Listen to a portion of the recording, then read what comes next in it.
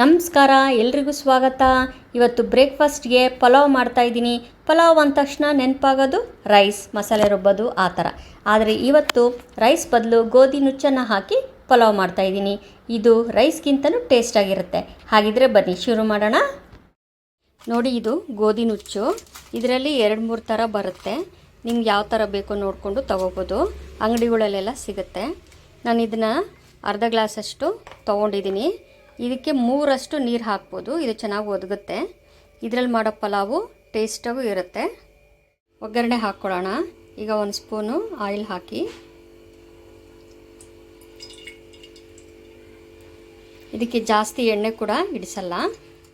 ಇಂಗು, ಸಾಸಿವೆ,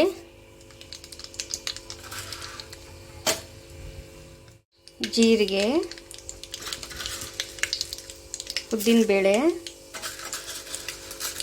ಕಡಲೆಬೇಳೆ, 1 ಈರುಳ್ಳಿ, ಮೆಣಸಿನ್ಕಾಯಿ ನಿಮ್ಮ ಖಾರಕ್ಕೆ ತಕ್ಕನಂಗೆ, ಕರಿಬೇವು, ಕ್ಯಾರೆಟು, ಆಲೂಗಡ್ಡೆ,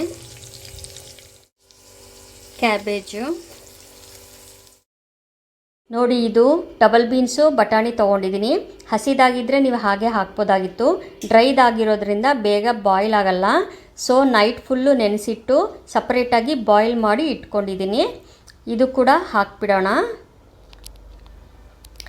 ಸ್ವಲ್ಪ ಅರಿಶಿನ ಹಾಕಿ ಮಿಕ್ಸ್ ಮಾಡ್ಕೊಳ್ಳಿ. 1 ಮಿನಿಟ್ ಲೋ ಫ್ಲೇಮಲ್ಲಿ ಇಟ್ಕೊಂಡು. ನೋಡಿ, ಈಗ ಇದು ಆಗಿದೆ. ಇವಾಗ ಟೊಮೆಟೊ ಹಾಕೋಣ. ನೀವು ಯಾವುದೇ ವೆಜಿಟೇಬಲ್ಸ್ ಕೂಡ ನೀವು ಆ್ಯಡ್ ಮಾಡಿಕೊಂಡು ಮಾಡ್ಕೋಬೋದು.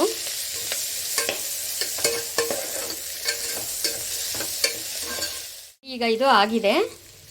ಈಗ ನೀರು ಹಾಕೋಣ. ನಾನು ಆಗಲೇ ಹೇಳ್ದಂಗೆ 1ಕ್ಕೆ 3 ನೀರು ಹಾಕ್ಬೋದು.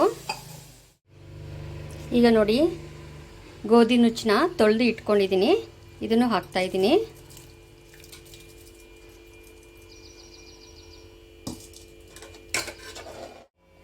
ಒಂದು ಅರ್ಧ ಸ್ಪೂನು ಖಾರ ಪುಡಿ, ಅರ್ಧ ಸ್ಪೂನು ಧನಿಯಾ ಪುಡಿ, ರುಚಿಗೆ ತಕ್ಕಷ್ಟು ಉಪ್ಪು, ಸ್ವಲ್ಪ ಹಸಿ ಕೊಬ್ಬರಿ ಹಾಕಿ. ಇದಕ್ಕೆ ನೀವು ಪುದೀನ ಸೊಪ್ಪು ಕೂಡ ಹಾಕ್ಕೋಬೋದು, ಮೆಂತ್ಯ ಸೊಪ್ಪು ಕೂಡ ಹಾಕ್ಕೋಬೋದು, ಅಥವಾ ಬರೀ ಕೋಸಲ್ಲಿ ಕೂಡ ಮಾಡ್ಕೋಬೋದು. ಯಾವುದೇ ಮಸಾಲೆ ಕೂಡ ರುಬ್ಬಿ ಹಾಕಿಲ್ಲ. ತುಂಬ ಟೇಸ್ಟಾಗಿ ಚೆನ್ನಾಗಿರುತ್ತೆ. 2 ವಿಷಲ್ಸ್ ಹಾಕ್ಸ್ಕೊಳ್ಳಿ.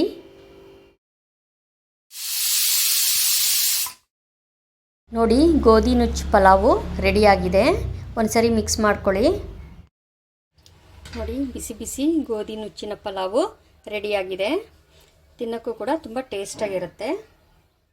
ನೋಡಿದ್ರಲ್ವಾ ಹೇಗೆ ಮಾಡೋದು ಅಂತ. ನಿಮ್ಗೆ ಇಷ್ಟ ಆಯಿತು ಅಂತ ಅಂದ್ಕೊತೀನಿ. ಲೈಕ್ ಕೊಟ್ಟು ಕಮೆಂಟ್ ಮಾಡಿ. ಮತ್ತೆ ಹೊಸ ವಿಡಿಯೋ ಒಂದಿಗೆ ಸಿಗ್ತೀನಿ. Thank you.